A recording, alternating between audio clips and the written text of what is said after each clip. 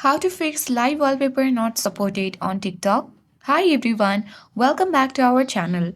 This is Rose and I will guide you to fix live wallpaper not supported on TikTok. Without further ado, let's get started. Launch TikTok application and make sure that you have login to your account. Now navigate to profile icon at bottom right corner of your screen.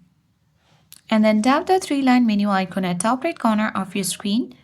And at the bottom you can see setting in privacy. Choose that.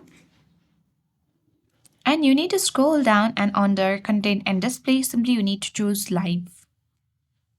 Or you can come back and simply head to the report or problem directly. And you need to wait until the page gets loaded. Until that, you can like and subscribe to the channel. You need to locate live and tap the drop down menu. Scroll down and look for the issues. In case if your issue is not listed here, you simply need to scroll to the bottom and tap on chat with us. On this section, you can easily type in your feedback and support and then provide to TikTok support, and later TikTok will support your issues and find a solution for that. So in this way, you can easily fix live wallpaper not supported on TikTok. I hope this guide was helpful. If it was, then do like, share, comment, and don't forget to subscribe. Thank you for watching, and I'll see you in the next video.